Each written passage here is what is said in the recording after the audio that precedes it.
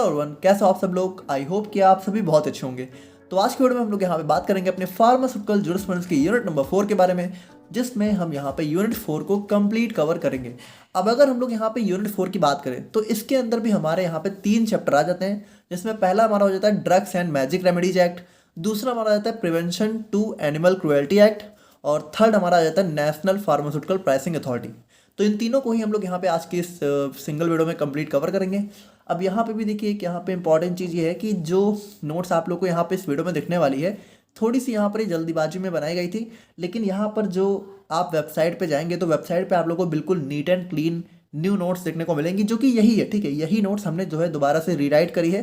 तो नोट्स यही रहेगी, बस आप लोग को थोड़ी सी बेटर हैंडराइटिंग में देखने को मिल जाएगी। तो नोट्स आप यहाँ पे वेबसाइट से डाउनलोड कर लीजिएगा, वहाँ पे आप लोगों को काफ़ी बेटर हैंडराइटिंग वाली नोट्स देखने को मिल जाएगी। बाकी यहाँ पे भी आप लोग को समझ में आ जाएगा, ऐसी कोई प्रॉब्लम नहीं है। बस थोड़ी सी हैंडराइटिंग नोट्स मतलब जो है वेबसाइट वाली नोट्स से थोड़ी सी यहाँ पे बिलो एवरेज हैंडराइटिंग देखने को मिलेगी। तो वही चीज़ें, बाकी सारी चीज़ें सेम रहने वाली हैं। एंड सभी का टाइम आप लोग को वीडियो में देखने को मिल जाएगा। जूरिस्प्रूडेंस की बाकी वीडियोज आपको हमारी प्लेलिस्ट में देखने को मिल जाएंगी। बाकी आप लोग कॉपी और पेन लेके बैठ जाइए और हम लोग अपना आज का वीडियो स्टार्ट करते हैं।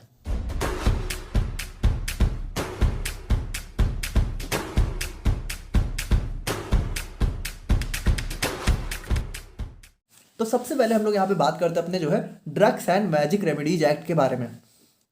अब देखिए, drugs and magic remedies act की बात करें ना, तो देखिए ये एक्ट बेसिकली था क्या कि जैसे आप लोग को पता है कि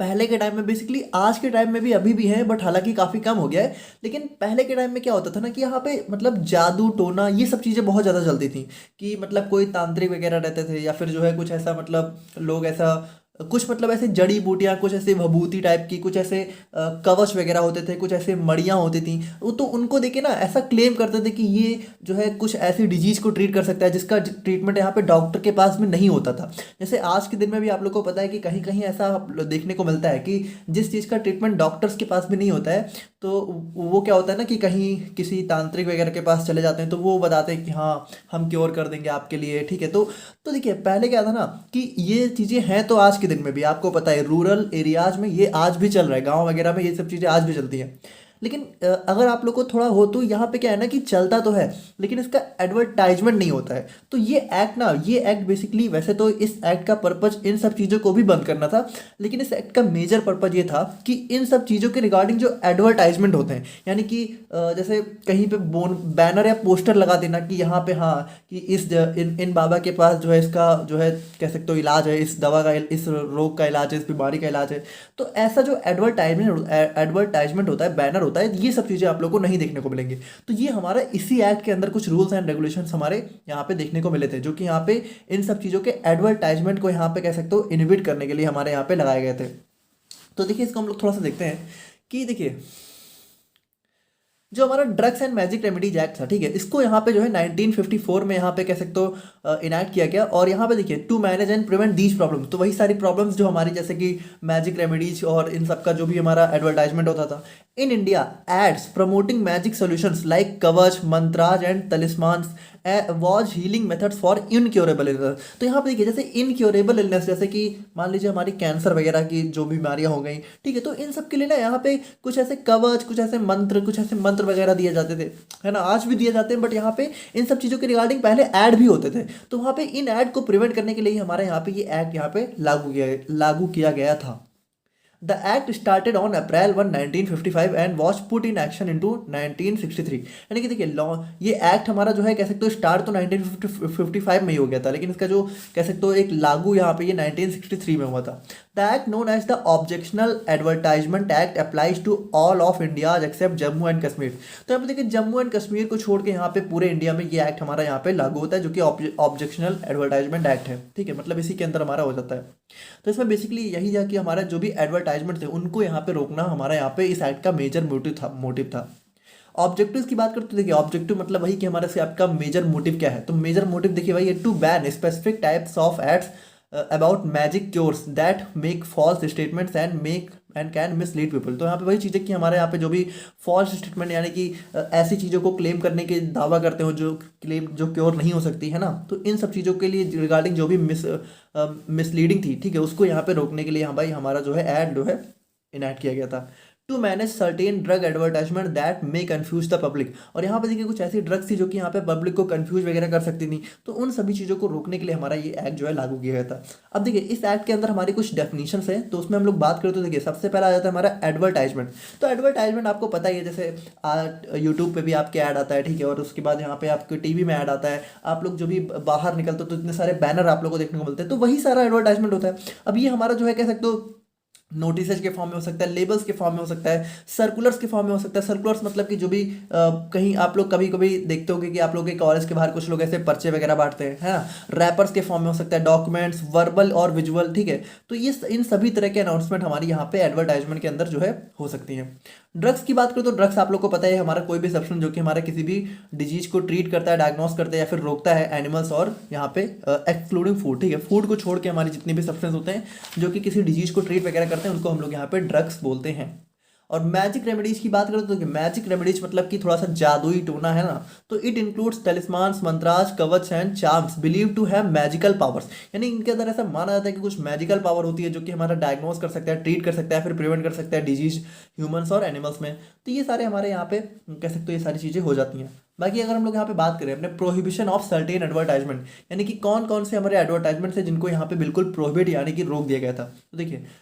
अगर हमारा कोई भी ऐसी ड्रग है, ठीक है, जो कि हमारे प्रेगनेंसी को प्रिवेंट करने का या फिर जो है मिस कैरेज, ठीक है, मतलब कि कभी कभी फीमेल्स में क्या होता है कि यहाँ पे अबॉर्शन वगैरह हो जाता है या फिर जो है बच्चा मतलब कि 9 महीने से पहले ही अगर यहाँ पे जो है उसका बर्थ हो जाता है तो उसकी डेथ हो जाती है क्योंकि वो यहाँ पे फुली डेवलप नहीं होता है। तो इन सभी चीज़ों को डील करने के लिए अगर हमारी कोई दवाएं हैं, ठीक है, तो उनको मतलब कि उनके रिगार्डिंग अगर कोई ऐड हो रहा है, ठीक है, तो वो चीज़ यहाँ पे बैन कर दी गई। टू एड्रेस मेंस्ट्रुअल इशूज, ठीक है, तो फीमेल्स में मेंस्ट्रुअल इशूज के रिगार्डिंग जो भी कुछ भी ऐड वगैरह होता है तो उसको भी यहाँ पे बैन कर दिया गया है। To enhance human sexual pleasure, ठीक है, ह्यूमन के सेक्सुअल प्लीजर को बढ़ाने घटाने, ठीक है, तो उसमें भी अगर ऐसा कोई ऐड हो रहा है, ठीक है, जैसे स्पेशली मेल्स के लिए बहुत ज़्यादा होता है, ठीक है, कि टाइमिंग वगैरह बढ़ाने के लिए, तो वो सभी चीज़ें भी यहाँ पे जो है ऑफिशियली ऐड में नहीं की जा सकती है। ऑल्दो आप लोग को अभी भी कहीं मतलब कहीं कहीं ऐसी वेबसाइट्स में आप लोग को दिख जाता होगा, बट वो थोड़ा सा मतलब लीगल नहीं है। बाकी the identification, healing, reduction, management और avoidance of any condition in schedule J. तो शेड्यूल जे में हमारी वो कह सकते हो डिजीज आती हैं जिनका जो पूरी तरह से क्योर नहीं हो सकती। तो अगर ऐसी किसी भी डिजीज को क्योर या फिर ट्रीट करने की बात हो रही है तो वो सारी दवाएं भी हमारे यहाँ पे जो है बैन है या फिर उनका एडवर्टाइजमेंट हम लोग नहीं कर सकते हैं। और उसके बाद हम लोग बात करें तो हमारा यहाँ पे कोई भी अगर हमारा ऐसा ड्रग है, ठीक है, miss present the drugs true nature, ठीक है, कोई भी हमारा ऐड है जो कि ड्रग के ट्रू नेचर को प्रिवेंट कर रहा है, मेकिंग फॉल्स और डिसेप्टिव क्लेम्स, या फिर जो है कोई भी ऐड है मैजिक रूल्स के लिए जो कि हमारा क्योर करता है any situation created by sellers of, मतलब कि वही चीज़ें कि हमारी कुछ कह सकते हो मतलब ऐसी सिचुएशन को हमारे यहाँ पे क्लेम करता है क्योर करने को जो कि नहीं हो सकती। तो इन सभी चीज़ों को यहाँ पे जो है पूरी तरीके से बैन कर दिया गया है। बाकी देखिए अगर हम लोग बात करें अपने क्लासेज ऑफ एग्जेम्प्टेड एडवर्टाइजमेंट की, यानी कि कौन कौन सी ऐसे एडवर्टाइजमेंट है जिनको यहाँ पे इस ऐड में छूट दे दी गई है कि हाँ ये एडवर्टाइजमेंट आप लोग कर सकते हो। तो देखिए सबसे पहली बात, जैसे कोई भी ड्रग है, अब मान लीजिए आप लोग को ड्रग है, ठीक है, अब उसको डॉक्टर वगैरह को सेल करना है, तो उसके लिए आप लोग को डॉक्टर के पास थोड़ा बहुत उसके रिगार्डिंग कुछ इन्फॉर्मेशन वगैरह भेजनी पड़ती है, तो वो भी एक टाइप का एडवर्टाइजमेंट हो जाता है। लेकिन अब वो यहाँ पे देखिए वो अलाउ है कि हाँ अगर आप लोग को कोई भी ड्रग डॉक्टर को यहाँ पे समझानी है, उसके रिगार्डिंग फार्मूला वगैरह समझाना है, तो वो ड्रग यहाँ पे जो है हमारी कह सकते हो। अब देखिए ये दो टाइप की है, एक यहाँ पे जो कि हमारे मेडिकल या फिर साइंटिफिक मैगजीन्स में यहाँ पे जो है कह सकते हो ऐड, मतलब यहाँ पे देखिए कुछ हमारे मेडिकल साइंस साइंटिफिक मैगजीन्स होती हैं, तो अगर वहाँ पे आप लोग जो है ऐड करके ऑफिशियली करते हो तो एक हमारा इस तरीके में आ जाता है, और एक हमारा आता है कि बिना ऐड किए ही आप लोग जो है डायरेक्टली यहाँ पे जो भी हमारा रजिस्टर्ड मेडिकल प्रैक्टिशनर है, ठीक है, सिर्फ उसको यहाँ पे कह सकते हो चीज़ों की नॉलेज, मतलब कि जो भी दवा है, ठीक है, तो वो हमारा किस तरीके से यूज होनी है, उसके क्या साइड इफेक्ट हैं, उसके क्या सेफ्टी मेजर्स हैं, ठीक है, और उसके यहाँ पे कौन कौन सी गाइडलाइंस है डोजिंग और यूजिंग के रिगार्डिंग, तो उन चीज़ों के रिगार्डिंग अगर मान लीजिए कुछ भी एडवर्टाइजमेंट है तो वो यहाँ पे जो है वैलिड है। अब यहाँ पे ये दो टाइप का है, एक यहाँ पे बिना मेडिकल या फिर साइंटिफिक मैगजीन्स में पब्लिश किए, ठीक है, या फिर कह सकते हो उसमें जो है बिना ऐड निकाले, और एक हमारा मान लीजिए अगर आप लोग जो है डायरेक्टली मेडिकल या फिर कुछ भी कह सकते हो फार्मास्यूटिकल टेक्निकल जर्नल्स होते हैं, ठीक है, अगर उसमें यहाँ पे पब्लिश हो रही है तो उसमें यहाँ पे देखिए तब वहाँ पे हमें जो है the advertiser must prove that any advertisement claim is not false. तो यहाँ पे देखिए अगर कुछ भी यहाँ पे मतलब अगर ऑफिशियली जो है किसी साइंटिफिक या फिर टेक्निकल या फिर फार्मास्यूटिकल जर्नल में पब्लिश हो रही है तो वहाँ पे जो है एडवर्टाइजमेंट को प्रूव करना पड़ेगा कि एक भी वर्ड जो इसमें ऐड में लिखा हुआ है वो यहाँ पे गलत नहीं है, ठीक है, वो गलत नहीं होना चाहिए। और यहाँ पे देखिए प्राइस, और मान लीजिए कोई ऐसा एडवर्टाइजमेंट है जिसमें यहाँ पे प्राइस लिस्ट है या फिर थेरापेटिक इंडेक्स है, ठीक है, फ्रॉम लाइसेंस ड्रग मैन्युफैक्चरर्स और डिस्ट्रीब्यूटर्स, तो वो भी हमारे यहाँ पे वैलिड है, जैसे कि द एडवर्टाइजमेंट ऑफर्स। क्योंकि देखिए इसमें क्या होता है, ये सारे जो हमारे ऐड होते हैं वो हमारा जो है कह सकते हो ड्रग के बारे में एक जरूरी इन्फॉर्मेशन हमारे रजिस्टर्ड मेडिकल प्रैक्टिशनर के हमारे डॉक्टर को यहाँ पे जरूरी इन्फॉर्मेशन उससे प्राप्त होती है, ठीक है, ऑब्टेन होती है ऑन ड्रग यूज। तो वही चीज़ है कि ड्रग को किस तरीके से यूज़ करना है, उसको किस तरीके से उसको एडमिनिस्टर यानी किस तरीके से उसको लेना है, और किस तरीके से क्या क्या उसके साइड इफेक्ट हो सकते हैं, ठीक है, और क्या क्या उसमें जो है प्रिकॉशंस वगैरह लेने चाहिए। तो वो सारी चीज़ें हमारी अगर हैं मान लीजिए किसी एडवर्टाइजमेंट में, तो वो भी यहाँ पे जो है वैलिड है, ठीक है, उसको भी कर सकते हैं द एडवर्टाइजर। यहाँ पे भी देखिए यहाँ पे प्रूव करना चाहिए कि कोई भी हमारा जो है क्लेम मिसलीडिंग नहीं है। और उसके बाद मान लीजिए medical literature provided by health care professionals और ड्रग डिस्ट्रीब्यूटर। तो यहाँ पे देखिए कोई भी हमारा मेडिकल लिटरेचर है, ठीक है, जो कि हमारे हेल्थ केयर प्रोफेशनल्स या फिर ड्रग डिस्ट्रीब्यूटर अगर प्रोवाइड कर रहे हैं, तो उसमें भी हमारे यहाँ पे जो है कह सकते हो वैलिड है। क्योंकि देखिए द लिटरेचर, और यहाँ पे देखिए लेकिन इंपॉर्टेंट चीज़ ये है कि जो भी लिटरेचर है वो हमारा जो रजिस्टर्ड मेडिकल प्रैक्टिशनर्स हैं, ठीक है, और हॉस्पिटल्स हैं, डिस्पेंसरीज हैं, मेडिकल इंस्टीट्यूशंस हैं, मतलब कि हमारे मेडिकल लाइन से जुड़े हुए फील्ड में ही हमारा यहाँ पे पास होना चाहिए। तो इन सभी चीज़ें हमारे यहाँ पे कह सकते हो ऐड से इनको छूट मिली हुई है कि हाँ ये सब नहीं बैन है, लेकिन अभी जो हम लोगों ने देखा था वो सारे हमारे यहाँ पे बैन थे। और बाकी अगर हम लोग यहाँ पे फाइनली बात करें अपने कुछ ऑफेंसेज एंड पेनाल्टीज के बारे में, तो देखिए if any part of the act and rule is violated, तो यहाँ पे कोई भी पार्ट अगर जैसा हम लोगों ने देखा कि जो ऐड हमारे बैन है, अगर वो रूल हमारे वायलेट हो रहे हैं, तो पहली बार में देखिए पहली बार में लगभग 6 महीने तक की जो है जेल हो सकती है, ठीक है, या फिर और फाइन हो सकता है, और दूसरी बार में लगभग 1 साल तक की जेल और फाइन हमें देखने को मिल सकता है। तो देखिए ये हमारा बहुत ही छोटा सा ही एक्ट था, इसमें कुछ खास नहीं था। बाकी नेक्स्ट हम लोग बात करते हैं यहाँ पे जो है अपने prevention of cruelty to animal act के बारे में। तो यहाँ पे देखिए यहाँ पे सिंपल सी बात है कि आपको पता है कि बहुत सारे जो एक्सपेरिमेंट होते हैं, ठीक है, उनको यहाँ पे हमें एनिमल्स पे परफॉर्म करना होता है। जैसे आपको पता है प्री क्लिनिकल ट्रायल्स हमारे एनिमल्स पे ही परफॉर्म किए जाते हैं, तभी हमारी जैसे कोई नई दवा जब हमारी मार्केट में लॉन्च होती है तो हमें प्री क्लिनिकल ट्रायल्स परफॉर्म करने होते हैं, जो कि हम लोग यहाँ पे एनिमल्स पर परफॉर्म करते हैं। तो यहाँ पे देखिए हमें यहाँ पे जब एनिमल पे हम लोग एक्सपेरिमेंट परफॉर्म कर रहे हैं, तो पहले क्या होता था ना कि थोड़ा मतलब काफ़ी जाति से एक्सपेरिमेंट्स होते थे कि किसी भी एनिमल्स पे एक्सपेरिमेंट हो रहा है और कितने भी एनिमल वहाँ पे मर जा रहे हैं, ठीक है, उनका बिल्कुल ध्यान नहीं दिया जा रहा है, मतलब कि बस उनको यहाँ पे एक्सपेरिमेंट के लिए यूज़ करके उसके बाद उनको छोड़ दिया जा रहा है। तो इन सब चीज़ों को बचाने के लिए, ठीक है, कि हमारे यहाँ पे जो भी एनिमल्स एक्सपेरिमेंट्स के लिए यूज हो उनका प्रॉपर ध्यान रखा जाए, और उन पे एक लेवल तक ही जितना मतलब हाँ जितना एक्सपेरिमेंट के लिए रिक्वायर्ड है, ठीक है, उतना ही उन पे कह सकते हो एक देखिए थोड़ा बहुत अब जुर्म तो होता ही है, तो उतना ही हो उनके ऊपर जितना रिक्वायर्ड है, ठीक है, उससे ज़्यादा ना हो। और अगर आपको पता है कि कई बार जो है एनिमल्स को सेक्रीफाइस भी करना पड़ता है एक्सपेरिमेंट्स के लिए, तो वो जितना कम से कम हो सके, तो उन सभी चीज़ों को ध्यान में रखते हुए हमारे यहाँ पे ये एक्ट लाया गया था। जैसा कि इसका नाम ही है कि प्रिवेंशन ऑफ क्रुएल्टी, क्रुएल्टी मतलब कि जाति है ना, दुर्व्यवहार, ये सब चीज़ें। तो एनिमल्स पे किस तरीके से इसको प्रिवेंट करना है उसके रिगार्डिंग हमारा ये एक्ट था। अब देखिए अगर हम लोग यहाँ पे थोड़ा थ्योरी पोर्शन की बात करें, तो जो हमारा prevention of cruelty to animal act था ये हमारा 1960 में जो है इंप्लीमेंट किया गया था। और देखिए इसने एक प्री एग्जिस्टिंग एक्ट था हमारे 1890 में, ठीक है, 1890 एक्ट था जो कि हमारा कह सकते हो थोड़ा बहुत एनिमल्स में प्रिवेंशन मतलब क्रुएल्टी को ही प्रिवेंट करता था, लेकिन उसके रूल्स हमारे इतने स्ट्रॉन्ग नहीं थे। तो उसी को रिप्लेस करके हमारा ये एक्ट जो है हमारे पूरे इंडिया में इंप्लीमेंट किया गया था। और बाकी देखिए अगर हम लोग बात करते हैं ये हमारे पूरे इंडिया को कवर करता है हमारे जम्मू एंड कश्मीर को छोड़ के।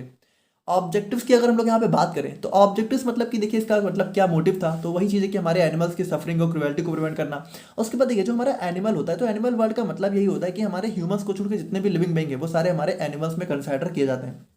अब एनिमल की बात करते हैं यहाँ पे देखिए वही चीज़ है कि इसके अंदर कुछ डेफिनेशन हमें पढ़नी है इस एक्ट के अंदर। तो इसमें सबसे पहला आता है हमारा एनिमल। तो एनिमल देखिए हमारा कोई भी लिविंग क्रिएचर होता है ह्यूमन बीइंग को छोड़ के। अब इसके अंदर देखिए इसके अंदर जो हमारा बोर्ड होता है, तो बोर्ड हमारा कौन सा था, इसके अंदर था हमारा एक जो है एनिमल वेलफेयर बोर्ड, जिसको यहाँ पे जो है सेक्शन 4 मतलब हमारे इस एक्ट के अंदर सेक्शन 4 था, ठीक है। तो उस सेक्शन 4 के अंडर में हमारा ये एक्ट जो है ये बोर्ड हमारा क्रिएट किया गया था। अब ब्रीडर की बात करें तो देखिए ब्रीडर यहाँ पे बहुत इंपॉर्टेंट है, आप लोग को आगे भी देखने को मिलेगा। तो यहाँ पे देखिए जो भी एनिमल्स यहाँ पे रिसर्च में जो है इंक्लूड किए जाते हैं, ठीक है, तो उन एनिमल्स को कह सकते हो ब्रीड कराने का, यानी कि उन एनिमल्स की कह सकते हो उन एनिमल्स के नंबर्स को बढ़ाने का, उनको ग्रो कराने का, ठीक है। तो उनकी जो ब्रीडिंग होती है, ठीक है, तो वो जो भी इंडिविजुअल या फिर जो भी ऑर्गेनाइजेशन यहाँ पे काम करती है उन्हीं को हम लोग ब्रीडर बोलते हैं। तो जनरली यहाँ पे एक ऑर्गेनाइजेशन ही होती है, ठीक है, जो कि हमारे यहाँ पे ब्रीडिंग वगैरह कराती है जिन भी एनिमल्स को हमें रिसर्च करना होता है। देखिए जो भी एनिमल्स रिसर्च होते हैं वो ऐसा नहीं होता है कि कहीं से भी उठा ले जाते हैं, उनकी प्रॉपर ब्रीडिंग होती है, ठीक है, वो हमारा प्रॉपर एक ऑर्गेनाइजेशन होती है, या फिर कभी कभी जो है एक इंडिविजुअल्स भी होते हैं।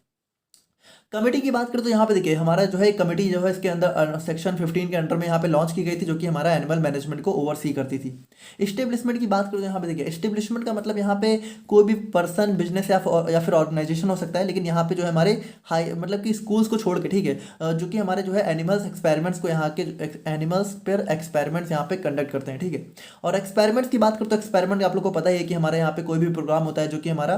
That conduct animal experiment to gain knowledge about physiology to save और एक्सटेंड लाइफ और कॉम्बैट डिजीज, ठीक है। तो देखिए ये बहुत इंपॉर्टेंट चीज़ है कि हमारा एनिमल्स पे एक्सपेरिमेंट होना किसी बहुत स्ट्रॉन्ग पर्पज के लिए ही चाहिए। ऐसा नहीं है कि आप लोगों ने कुछ भी हुआ तो एनिमल्स पे एक्सपेरिमेंट करना स्टार्ट कर दिया। उसका पर्पज या तो जो है कह सकते हो लाइफ को, ह्यूमन लाइफ को एक्सटेंड करना, ठीक है, या फिर जो है कह सकते हो डिजीज को कॉम्बैट यानी उससे फाइट वगैरह करने के लिए, किसी भी जो है न्यू डिजीज से। तो उन सभी चीज़ों के लिए ही हम लोग यहाँ पे एक्सपेरिमेंट्स को परफॉर्म करते हैं। और यहाँ पे देखिए एक और टर्म इसके अंदर आ जाता है कॉन्ट्रैक्ट रिसर्च। तो कॉन्ट्रैक्ट रिसर्च का मतलब होता है कि जैसे नाम ही एक कॉन्ट्रैक्ट, यानी कि इस रिसर्च के लिए यहाँ पे किसी ने कॉन्ट्रैक्ट दिया होता है। तो यहाँ पे देखिए कोई भी फॉरेन पर्सन हो सकता है, कोई भी बिजनेस हो सकता है, कोई भी ऑर्गेनाइजेशन हो सकती है जो कि इस रिसर्च के लिए यहाँ पे कॉन्ट्रैक्ट देती है, तो वो हमारा कॉन्ट्रैक्ट रिसर्च के अंडर में आ जाता है। और अगर हम लोग यहाँ पे बात करें अपने कोलैबोरेटिव रिसर्च के बारे में, तो कोलैबोरेटिव का मतलब देखिए कोलैबोरेशन आप लोग को पता ही है आज के दिन में सोशल मीडिया में बहुत पॉपुलर टर्म हो चुका है। तो कोलैबोरेशन का मतलब होता है कि जब यहाँ पे कह सकते हो 2-3 रिसर्च इंस्टीट्यूट आपस में कोलैबोरेट करके किसी रिसर्च को परफॉर्म करते हैं, तो वो हमारा कोलैबोरेशन रिसर्च हो जाता है। और उसके बाद देखिए इंस्टीट्यूशनल एनिमल एथिक्स कमेटी, तो यहाँ पे देखिए ये हमारी बॉडी या फिर ग्रुप होता है पीपल्स का जो कि रजिस्टर्ड होते हैं इस कमेटी से, ठीक है। और यहाँ पे क्या करते हैं, for animal control operating in a facility run according to the committee procedure, ठीक है। तो यहाँ पे देखिए इस मतलब कह सकते हो इस एक्ट को या फिर एनिमल्स वगैरह पे ही जो भी चीज़ें होती हैं उनको कंट्रोल करने के लिए, और ये ऑपरेट किस में करता है, operate in a facility run according to the committee procedures. तो यहाँ पे देखिए जो भी हमारी कमिटी होती है इस एक्ट के अंदर में, हमारी एक अभी आप लोग पढ़ोगे CPCSEA, ठीक है, ये हमारी इसके अंदर कमेटी होती है। तो उस कमेटी के प्रोसीजर्स को के अंडर में ये हमारे जो है चलती हैं, और ये भी हमारे कह सकते हो इसी के अंदर जो है थोड़ा बहुत एक एथिक्स कमेटी हो, एक सब कमेटी टाइप की होती है। नाउ अब हम लोग यहाँ पे बात करते हैं अपने जो है इंस्टीट्यूशनल एनिमल एथिक्स कमेटी के बारे में। तो यहाँ पे देखिए ये क्या होता है, इंस्टीट्यूशनल एनिमल एथिक्स कमेटी हमारी एक टाइप की कमेटी है, ठीक है, इंडिविजुअल्स की, जो कि हमारे जो है देखिए यहाँ पे जो CPSCEA है ये हमारा बहुत इंपॉर्टेंट होता है। यही हमारा सबसे मेन कमेटी होती है जो कि हमारा यहाँ पे इन सभी चीज़ों का ध्यान रखती है। इस एक्ट के अंदर जो मेन कमेटी होती है जो कि हमारे इस एनिमल्स पे क्रुएल्टी के प्रिवेंशन को जो है ध्यान देती है, वो हमारा यही होती है। और इसका फुल फॉर्म हमारा होता है जो है community for the purpose of supervision and control for experiments on animals, ठीक है। तो यहाँ पे देखिए इसका फुल फॉर्म यहाँ पे भी होता है। तो ये हमारी जो है कमेटी होती है, और इसी CPSEA के अंडर हमारी यहाँ पे IAEC कमेटी बनती है, यानी कि इसी के अंदर मैं कह सकता हूँ कि सब कमेटी टाइप की होती है, with the expert consultant in Chennai and the member secretary for animal welfare in new Delhi. जिसमें देखिए जो हमारा एक्सपर्ट कंसल्टेंट होता है वो हमारा चेन्नई में होता है, और जो हमारा सेक्रेटरी मेंबर होता है वो हमारा यहाँ पे न्यू दिल्ली से होता है, under the ministry of environment and forest, ठीक है। और यहाँ पे ये कमेटी जो है हमारी ministry of environment and forest के अंडर में जो है हमारी बनती है। अब अगर देखिए अगर हम लोग यहाँ पे इसके मेंबर्स की बात करते हैं, यहाँ पे देखिए इसमें एक हमारा लीडर होता है ग्रुप का, ठीक है, जो कि ग्रुप में से ही चूज किया जाता है। और बाकी देखिए 2 रिसर्चर्स होते हैं from different fields of biology, ठीक है। तो 2 हमारे डिफरेंट फील्ड से रिसर्चर होते हैं, और एक रिसर्चर हमारा एक्सटर्नल इंस्टीट्यूट से होता है, और एक हमारा जो है specially conscious non scientist member होता है। यानी कि देखिए साइंटिस्ट वो नहीं होता है, लेकिन हमारे यहाँ पे एनिमल्स के केस में थोड़ा सा कह सकते हो एक स्पेशली कॉन्शियस सोचने समझने वाला होता है। अ रिप्रेजेंटेटिव फ्रॉम CPSCEA, ठीक है। तो यहाँ पे देखिए CPS, ये बार गलत हो गया यहाँ पे, ठीक है। तो ये एक्चुअली आपको पता ही है कि ये नोट्स एक्चुअली मैंने प्रिपेयर नहीं करी है, तो थोड़ा सा। तो यहाँ पे देखिए एक हमारा CPSCEA से रिप्रेजेंटेटिव होता है, और एक हमारा साइंटिस्ट होता है जो कि हमारा रिस्पॉन्सिबल होता है एनिमल फैसिलिटी के लिए, ठीक है। और एक हमारा वेटरनेरियन होता है, ठीक है। वेटरनेरियन मतलब होते हैं हमारे एनिमल डॉक्टर्स, ठीक है, फॉर एनिमल मैटर्स। और एक हमारा एडिशनल इन हाउस साइंटिस्ट होता है, जो कि हमारा क्या होता है कि जैसे ये जो 7 मेंबर्स हैं ये सारे मिलकर हमारा एक मेंबर चूज करते हैं, जो कि हमारा एक टाइप का माइक्रोबायोलॉजिस्ट या फिर पैथोलॉजिस्ट हो सकता है। तो ये सारे हमारे इसके जो है मेंबर्स हो जाते हैं। बाकी अगर हम लोग यहाँ पे बात करें अपने CPSCEA गाइडलाइंस के बारे में for breeding and stocking of animals. Breeding मतलब कि उनको किस तरीके से कह सकते हो पालना है, ठीक है, किस तरीके से उनके नंबर्स को ग्रो कराना है, और स्टॉकिंग मतलब कि किस तरीके से उनको रखना है। तो वो उन सभी रिगार्डिंग एक कह सकते हो गाइडलाइंस जो थी, तो वो हमारी क्या कहती है। तो देखिए इसमें सबसे पहले क्या होता है कि जैसे मान लीजिए अगर जो है ब्रीडिंग को परफॉर्म करनी है, ठीक है, तो ब्रीडिंग को परफॉर्म करने के जो है जिस दिन से परफॉर्म करनी, कमेंसमेंट ऑफ ब्रीडिंग, कमेंसमेंट का मतलब होता है कि स्टार्ट करना, ठीक है। तो देखिए apply for registration with in 60 days from the date of commencement of breeding, यानी कि ब्रीडिंग स्टार्ट करने के 60 डेज के अंडर में ही आप लोग को जो है हमारा जो रजिस्ट्रेशन के लिए अप्लाई करना है। And experiments on animals and breeding should be stopped if the committee refuses registration. और देखिए अगर हमारी जो CPSCE है, ठीक है, अगर इसने हमारे यहाँ पे इस रजिस्ट्रेशन को कैंसिल कर दिया तो जो भी ब्रीडिंग है उसको यहाँ पे तुरंत यहाँ पे स्टॉप भी कर देना है। यानी कि ब्रीडिंग देखिए स्टार्ट तो कर सकते हो आप बिना रजिस्ट्रेशन के दिए ही, लेकिन स्टार्ट करने के 60 डेज के अंडर में आप लोग को रजिस्ट्रेशन स्टार्ट देना है। और रजिस्ट्रेशन अगर कैंसिल हो गया तो आप लोग को ब्रीडिंग भी यहाँ पे कैंसिल कर देनी है, ठीक है। तो यहाँ पे ब्रीडिंग भी हमारी यहाँ पे कैंसिल हो जाती है। बाकी देखिए when registration within 60 days is denied cease all breeding activities, तो यहाँ पे वही चीज़ है कि 60 डेज के अंदर में अगर हमारा रजिस्ट्रेशन डिनाई हो जाता है तो हमारी यहाँ पे सारी ब्रीडिंग एक्टिविटी सीज हो जाती है, बंद हो जाती है। The application must be submitted in the required format to the committee's member secretary, तो कमेटी का जो मेंबर सेक्रेटरी होता है उसको यहाँ पे जो भी रिक्वायर्ड फॉर्मेट होता है उसमें हमारी एप्लीकेशन सेंड करनी होती है। कि देखिए अगर हम लोग यहाँ पे बात करते हैं, government of India has formed a committee under the ministry of social justice and empowerment to oversee animal experiments and registered breeders. तो यहाँ पे देखिए जो हमारी गवर्नमेंट ऑफ इंडिया होती है वो हमारी ministry of social justice and empowerment के अंडर में हमारी एक कमेटी फॉर्म करती है, जो कि क्या होती है, जो कि हमारी यही होती है CPSCEA, ठीक है, community for the purpose of supervision and control of experiments on animals, ठीक है। ये CPSCEA कम्युनिटी हमारी जो है गवर्नमेंट ऑफ इंडिया फॉर्म करती है ताकि वो हमारा जो भी रजिस्टर्ड ब्रीडर्स होते हैं, जो भी एक्सपेरिमेंट्स चल रहे होते हैं उनको यहाँ पे ओवरसी करे, ठीक है, एक उनकी एक देख रेख करे ऊपर ओवरऑल, ठीक है। तो उन सभी चीज़ों के लिए हमारी यहाँ पे कम्युनिटी फॉर्म की जाती है, जो कि हमारी कौन सी होती है, CPSCEA। आप लोग याद कर लीजिए, बहुत इंपॉर्टेंट है, इसका फुल फॉर्म वगैरह 2 मार्क्स में जरूर पूछा जा सकता है। और देखिए इस कमेटी का जो सेक्रेटरी होता है, ठीक है, तो the committee secretary requested details. और यहाँ पे देखिए जो भी हमारा इस कमेटी का सेक्रेटरी होता है वो यहाँ पे जो भी एक्सपेरिमेंट की लोकेशन होती है, एनिमल की हाउसिंग होती है, ब्रीडिंग होती है, ठीक है, ट्रेड होता है, इंफ्रास्ट्रक्चर, स्टाफ अवेलेबिलिटी, कितना स्टाफ है उसकी ब्रीडिंग में, ठीक है, और रजिस्ट्रेशन वेरिफिकेशन, ये सभी चीज़ें हमारा कमेटी का सेक्रेटरी जो है इसका कह सकते हो सारी चीज़ें देखता है। द कमिटी और other authorised personnel can review the register and act if improvements are lacking. और यहाँ पे देखिए जो भी हमारा कमेटी होती है या फिर जो भी हमारे ऑथराइज्ड पर्सनल होते हैं, ठीक है, मतलब कि कुछ हमारे कह सकते हो ऑथराइज्ड ऑफिसर्स होते हैं, तो देखिए ये जो हमारी कमेटी है CPSC है ये भी देख सकती है। और अगर ये नहीं है मान लीजिए कोई किसी केस में, तो इसके अलावा हमारे कुछ गवर्नमेंट ऑथराइज्ड ऑफिसर्स होते हैं, ठीक है, तो वो भी हमारे जो भी रजिस्टर है उसको यहाँ पे रिव्यू कर सकते हैं और यहाँ पे जो है एक्ट यानी कि कुछ भी एक्शन ले सकते हैं अगर यहाँ पे जो है उसमें कोई भी कमी वगैरह है। The breeder and the establishment must stock the animals in a specific way. और यहाँ पे देखिए जो भी हमारे स्पेसिफाइड वे होता है उसी वे में हमारा जो है ब्रीडर को जो है हमारे एनिमल्स को स्टॉक करना है। ऐसा नहीं है कि किसी भी तरीके से स्टॉक कर लिया, एक हमारा एक प्रॉपर स्पेसिफाइड वे होता है, उसी वे में हमारे यहाँ पे स्टॉकिंग करनी है। Animal shelter should be located in a calm clean and safe area away from traffic and extreme weather. और यहाँ पे देखिए जहाँ भी ब्रीडिंग होती है तो जो भी एनिमल शेल्टर्स होते हैं वो हमारी ऐसी एक मतलब काम क्लीन है ना, किसी साफ जगह पे, किसी शांत जगह पे और एक सेफ एरिया पे होना चाहिए जहाँ पे ट्रैफिक वगैरह ना हो। और एनिमल केजेस एंड स्टेबल्स, तो यहाँ पे देखिए जो भी शॉर्ट एनिमल्स होते हैं उनके लिए केजेस होते हैं और जो हमारे थोड़े बड़े होते हैं उनके लिए स्टेबल्स होते हैं। तो देखिए animal cages for short animals and stables for large animals should be design for comfort and avoid overcrowding. तो यहाँ पे देखिए सभी के लिए एक प्रॉपर जो है एक कह सकते हो रहने खाने की व्यवस्था होनी चाहिए ताकि हमारा ओवर क्राउडिंग ना होने पाए, ऐसा ना हो कि हमारा एक ही जगह बहुत सारे एनिमल्स इकट्ठा हो जा रहे हैं। The registered breeder must adhere to the committee's guidelines for housing, feeding and caring for various research species. तो देखिए जो भी कमेटी की गाइडलाइन है उस पर यहाँ पर ब्रीडर को हमारा अडेयर मतलब स्टे होना चाहिए, मतलब कि उसी को उसको फॉलो करना चाहिए। बाकी देखिए जो हमारा स्टैंडर्ड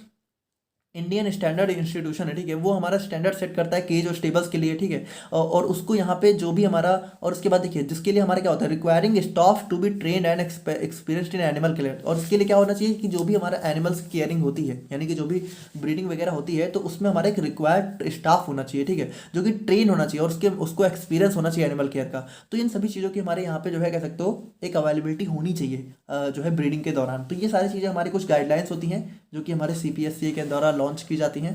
और बाकी अगर हम लोग यहाँ पे बात करें अपने परफॉर्मेंस ऑफ एक्सपेरिमेंट्स के बारे में, तो यहाँ पे देखिए animal experiments are acceptable when they help save और एक्सटेंड लाइफ और combat disease in humans animals और प्लांट्स। तो यहाँ पे देखिए एनिमल्स पे एक्सपेरिमेंट सिर्फ तभी एक्सेप्टेबल होता है जब वो यहाँ पे या तो कह सकते हो किसी लाइफ को सेव करना या फिर किसी डिजीज से फाइट करना, इन सभी चीज़ों के लिए होता है, तभी यहाँ पे उसको एक्सेप्ट माना गया है ना। ऐसे नहीं कि आप लोग कहीं भी जो है एक्सपेरिमेंट परफॉर्म करना स्टार्ट कर दो। और experiment should only occurs in school colleges और approve training centres, not for skill retention और पब्लिक डेमोन्स्ट्रेशन। तो यहाँ पे देखिए पब्लिक डेमोन्स्ट्रेशन का मतलब होता है कि कह सकते हो एक दिखावा करने के लिए, ठीक है, मतलब कि लोगों को दिखाने के लिए, है ना। और स्किल रिटेंशन यानी कि जो है सिर्फ आप लोग अपनी स्किल को बढ़ाने के लिए अगर एक्सपेरिमेंट कर रहे हो तो वो यहाँ पे जो है नहीं, वैलिड नहीं है, ठीक है, वो यहाँ पे इलीगल है। ये एक्सपेरिमेंट यहाँ जो है सिर्फ और सिर्फ यहाँ पे कह सकते हो जो अप्रूव्ड ट्रेनिंग सेंटर्स होते हैं और जो अप्रूव्ड स्कूल्स होते हैं, कॉलेजेस होते हैं, सिर्फ वहीं पे हमारे इन एक्सपेरिमेंट्स को परफॉर्म करना चाहिए। अदरवाइज यहाँ पे जो है अपने पर्सनल बेनिफिट के लिए यहाँ पे इन एक्सपेरिमेंट्स को नहीं परफॉर्म किया जा सकता है। When experiments are conducted at any institution, the person in charge is held responsible। यानी कि देखिए जिस भी इंस्टीट्यूशन में हमारे यहाँ पे एक्सपेरिमेंट होता है तो जो उस इंस्टीट्यूशन का इंचार्ज होता है वही हमारा रिस्पॉन्सिबल होता है। अगर कुछ भी प्रॉब्लम होती है तो उसी इंचार्ज को यहाँ पे चीज़ें देखनी पड़ती है, ठीक है। अगर कुछ भी प्रॉब्लम है तो फाइन वगैरह जो भी है वो सारा उसी इंचार्ज के ऊपर आता है। Test conducted with guidance from a trained professional. और यहाँ पे देखिए जितने भी टेस्ट वगैरह होते हैं वो हमारे ट्रेंड प्रोफेशनल के अंडर में ही होने चाहिए। अ क्वालिफाइड इंडिविजुअल मस्ट हैव, और यहाँ पे देखिए जो भी हमारा इंडिविजुअल है, ठीक है, जो भी हमारा ट्रेंड प्रोफेशनल है उसके पास एक डिग्री या फिर डिप्लोमा हो चाहिए हमारा वेटनरी साइंस में, ठीक है। मतलब कि वही लोग की किस तरीके से हमारे एनिमल्स की कह सकते हो एक चिकित्सा होती है, ठीक है, उनकी देख रेख होती है। और यहाँ पे जो भी वेटरनरी मेडिसिन होती हैं एनिमल्स के लिए, जो भी मेडिसिन होती हैं और जो भी लेबोरेटरी एनिमल साइंस होता है, वो सभी चीज़ों में हमारे यहाँ पे उसकी जो है एक प्रॉपर डिग्री ऑफ डिप्लोमा होना चाहिए। Experiment should be conducted with care and respect, और जो भी एक्सपेरिमेंट है उसको यहाँ पे प्रॉपर केयर और रिस्पेक्ट के साथ परफॉर्म करना चाहिए। बाकी देखिए animals should not endure unnecessary pain और सफरिंग। और यहाँ पे देखिए जो भी जिन भी एनिमल्स पे एक्सपेरिमेंट हो रहा है ऐसा नहीं होना चाहिए कि उनको यहाँ पे बिना वजह बहुत ज़्यादा पेन मिल रहा हो, ठीक है। वो सभी चीज़ें यहाँ पे ध्यान देनी पड़ती है कि मेजरली एक्सपेरिमेंट्स यहाँ पे एनेस्थीसिया देके ही परफॉर्म किए जाते हैं। बाकी देखिए major surgeries must be perform in an anaesthetic setting, यानी कि देखिए अगर कोई बहुत मेजर सर्जरी करनी है तो वो हमारा एनेस्थीसिया देके ही करना चाहिए। By a qualified individual to prevent animal, और यहाँ पे ये हमारे क्वालिफाइड इंडिविजुअल के द्वारा परफॉर्म करना चाहिए। If an animal is severely injured and recovery would cause pain, it is humanly euthanized after anesthesia। तो देखिए मान लीजिए आप लोग एक्सपेरिमेंट परफॉर्म कर रहे हो और जो भी एनिमल है, ठीक है, उसको कुछ बहुत ज़्यादा इंजरी हो चुकी है और अब यहाँ पे क्या है कि उस इंजरी से मान लीजिए अगर वो रिकवर करेगा ना, तो रिकवर करके या तो वो पहले जैसा नॉर्मल हो रह नहीं पाएगा या तो उसको बहुत एक्सट्रीम पेन से सफ़र करना पड़ेगा। तो यहाँ पे उस एनिमल को यहाँ पे सेक्रीफाइस, देखिए यूथनाइज्ड का मतलब होता है, मतलब यहाँ पे देखिए यूथनाइज्ड का एक सिंपल सा मतलब होता है इच्छा मृत्यु। तो इसमें क्या होता है ना कि जैसे जब कभी कभी कुछ कंट्रीज में भी यहाँ पे जैसे मान लीजिए कुछ ह्यूमंस हैं, ठीक है, उनको ऐसी कोई बीमारी हो गई जो कि बिल्कुल लाइलाज है, तो वो लोग कभी कभी यहाँ पे जो है यूथनाइजेशन के लिए जाते हैं। यानी कि तो मतलब यहाँ पे मतलब यही है कि उनको यहाँ पे जो है एनेस्थीसिया देकर और ह्यूमनली यानी कि बहुत प्यार से, ठीक है, बिल्कुल भी बिना दर्द के उनको सेक्रीफाइस कर दिया जाता है, ठीक है, मतलब उनको किल कर दिया जाता है। तो हाँ ये सब चीज़ें होती रहती हैं, ठीक है। बाकी अगर हम लोग यहाँ पे बात करें transfer and acquisition of animals for experiments, यानी कि देखिए जो भी हमारा एनिमल्स वगैरह होते हैं, ठीक है, तो उनका ट्रांसफ़र मतलब किस तरीके से हमारा जो भी ब्रीडर होता है वो हमारा जो भी एक्सपेरिमेंट जहाँ पे भी होना होता है तो किस तरीके से वहाँ पे एनिमल का ट्रांसफ़र होता है। तो यहाँ पे देखिए सेलिंग और transferring an animal to an unregistered place is illegal under this law. तो यहाँ पे देखिए जो भी हमारा सेलिंग या फिर ट्रांसफरिंग है वो हमारा किसी भी अनरजिस्टर्ड प्लेस पे बिल्कुल नहीं होनी चाहिए। बाकी देखिए also once an establishment buys an animal it can't sell it to another unregistered breeder और प्लेस। और यहाँ पे देखिए जैसे मान लीजिए कोई भी एस्टेब्लिशमेंट है जिसको एक्सपेरिमेंट परफॉर्म करना है, उसने ब्रीडर से एनिमल को लिया, अब उसको भी हक नहीं है कि जिस ब्रीडर से उसने एनिमल को लिया है वो यहाँ पे किसी दूसरे एस्टेब्लिशमेंट या फिर किसी दूसरे ब्रीडर को बेचे, उसको भी यहाँ पे कोई हक नहीं है, ठीक है। तो ना ब्रीडर ना तो एस्टेब्लिशमेंट कोई भी यहाँ पे एनिमल्स को सेल वगैरह नहीं कर सकता है। ब्रीडर्स और organisations can provide animals from breeding experiments for domestic use. अब यहाँ पे देखिए ये हो सकता है कि मान लीजिए कोई एनिमल है, ठीक है, अब उस पर यहाँ पे एक्सपेरिमेंट हुआ है तो उस एनिमल को यहाँ पे जो भी हमारा ब्रीडर है या फिर जो ऑर्गेनाइजेशन है वो मान लीजिए अगर कोई पालना चाहता है, ठीक है, अपने पालतू यूज के लिए डोमेस्टिक यूज के लिए लेना चाहता है तो यहाँ पे उसको प्रोवाइड किया जा सकता है अगर उस पर एक्सपेरिमेंट वगैरह हुए हैं। द ब्रीडर और organisation must follow the committee's rule for overseeing an animal experiments. तो यहाँ पे देखिए वही चीज़ है कि हमारे यहाँ पे एक जो भी एनिमल एक्सपेरिमेंट्स होते हैं, ठीक है, उनको फॉलो करना चाहिए रूल वगैरह को। और बाकी देखिए ब्रीडर और organisation can not bring in animal already in the country. और यहाँ पे देखिए मतलब कि कह सकते हो कि जो भी एनिमल हमारे कंट्री में ऑलरेडी है उसको यहाँ पे मान लीजिए जैसे कोई एनिमल है, ठीक है, उसकी रिक्वायरमेंट है हमें, अब वो कंट्री में अगर ऑलरेडी अवेलेबल है तो उसको बाहर से मंगाने की कोई ज़रूरत नहीं है। और मान लीजिए कोई ऐसा एनिमल होता है जो कि कभी कभी हमारे कंट्री में अवेलेबल नहीं होता है, तो उसके लिए हमें बाहर से भी एनिमल्स मंगाने पड़ते हैं, तो हाँ तब मंगा सकते हो, लेकिन अगर कंट्री में है तो यहाँ पे बाहर से जो है मंगाना अलाउ नहीं है। रिकॉर्ड्स की बात करो तो यहाँ पे देखिए जो भी हमारा स्टेब्लिशमेंट होता है, ठीक है, वो हमारा जो है must maintain record of managed animals and provide this information in the required format upon the committees request. यानी कि देखिए जब भी हमारी सीपीएससी हमारी कह सकते हो उस रिकॉर्ड को मांगेगी, तो उस रिकॉर्ड को हमारा जो भी स्टेब्लिशमेंट है जो कि हमारी एक्सपेरिमेंट वगैरह परफॉर्म करते हैं, ठीक है, उन सभी चीज़ों को यहाँ पे प्रोवाइड करना होता है। All labs must report the number and species of animals to the secretary और authorised committee officer in the required format. और यहाँ पे देखिए जितनी भी लैब होती हैं तो वो जितने भी नंबर कितने एनिमल्स पे उन्होंने एक्सपेरिमेंट परफॉर्म किया, उनके क्या क्या स्पेसीज है, उन सभी के रिगार्डिंग एक प्रॉपर इन्फॉर्मेशन हमारी जो है ऑथराइज्ड कमिटी ऑफिसर या फिर सेक्रेटरी को जो है एक रिक्वायर्ड फॉर्मेट में प्रोवाइड करनी होती है। और बाकी देखिए अगर हम लोग बात करें अपने जो भी हमारी सीपीएससी कमेटी होती है, तो उसके पास पावर होती है लाइसेंस को कह सकते हो सस्पेंड करने की या फिर कह सकते हो रिवोक यानी कि रोक देने की। तो देखिए इसमें क्या होता है कि जैसे मान लीजिए अब ये किस किस कंडीशन में हो सकता है। The committee will take action if it finds that any establishment breeder और IAEC is not following its rules. यानी कि देखिए अगर जो भी हमारे सीपीएससी के गाइडलाइंस हैं हम लोगों ने जो अभी देखी, अगर उसमें से कोई भी गाइडलाइन नहीं फॉलो हो रही तो हमारा जो लाइसेंस है वो यहाँ पे रद्द हो सकता है। द कमिटी कैन टेम्परेरी और परमानेंटली सस्पेंड और cancel registration after allowing the involve party to present their case. अब देखिए जैसे मान लीजिए कोई पार्टी है, अब उसके रिगार्डिंग कोई जो है कह सकते हो शिकायत वगैरह आई है कमेटी के पास, ठीक है, अब वो क्या करेगी पहले पार्टी को अपना मौका देगी बोलने का, ठीक है, कि आप अपने कह सकते हो अपने पक्ष में अपना जो है कह सकते हो जो भी आप लोग को बोलना है बोलिए। अब अगर उससे मान लीजिए कमेटी सेटिस्फाई हो जाती है तो वो यहाँ पे उसको जो है छोड़ देती है, लेकिन अगर कमेटी यहाँ पे सेटिस्फाई नहीं हुई तो वहाँ पे जो भी लाइसेंस है वो यहाँ पे परमानेंटली यहाँ पे रद्द हो सकता है। It may allow the establishment breeder और IAC to continue if they meet the committee's special conditions. अब यहाँ पे देखिए क्या होता है कि जैसे मान लीजिए कोई ब्रीडर है, ठीक है, अब उसने ऑलरेडी बहुत से एनिमल्स को यहाँ पे स्टॉक कर लिया है, ठीक है, उसने बहुत से एनिमल्स की ब्रीडिंग कर ली है, तो यहाँ पे क्या हो सकता है कि जो भी हमारी मतलब और उसके बावजूद देखिए आप समझिए एक ब्रीडर है, ठीक है, या फिर एक स्टेब्लिशमेंट है, अब उसने ऑलरेडी कुछ एनिमल्स को ले लिया है एक्सपेरिमेंट्स के लिए, या फिर उसने कुछ ऑलरेडी या फिर ब्रीडर है तो उसने ऑलरेडी जो है ब्रीड कर दिया कुछ एनिमल्स को, तो जो भी कमेटी है और इसके बावजूद भी उसने कुछ लॉ को कह सकते हो जो है वॉयलेट कर दिया, यानी कि कुछ लॉ उसने नहीं फॉलो किए हैं, कुछ रूल्स उसने नहीं फॉलो किए हैं, तो कमेटी वहाँ पे कुछ स्पेशल कंडीशंस दे के उनको यहाँ पे जो है कंटिन्यू करने के लिए छोड़ सकती है। यानी कि उस कंडीशन में क्या हो सकता है कि हमारा कमेटी, क्योंकि उसने ऑलरेडी कुछ एनिमल्स उसके पास आ चुके हैं, तो अब यहाँ पे अगर कमेटी उनका लाइसेंस रद्द कर देगी तो उन एनिमल्स के साथ बुरा हो सकता है, तो उन एनिमल्स के साथ मतलब कि वो खराब ना हो जाए, ठीक है, मतलब कि ऐसे बेवजह उनका यूज ना हो, इसके लिए यहाँ पे उनको थोड़ा कंटिन्यू करने को दे सकती है। हालांकि उसके बाद उनको जो है दोबारा से चीज़ें सही करनी होंगी, लेकिन हाँ कुछ टाइम के लिए यहाँ पे कंटिन्यू करने के लिए दे सकती है एक स्पेशल कंडीशंस के अंदर। और बाकी देखिए अगर हम लोग बात करें अपने ऑफेंसेज एंड पेनाल्टीज के बारे में, तो देखिए ये हमारी किस किस कंडीशन में लग सकती हैं। तो अगर मान लीजिए कोई भी अनरजिस्टर्ड एनिमल है, ठीक है, मतलब कि देखिए हर एनिमल्स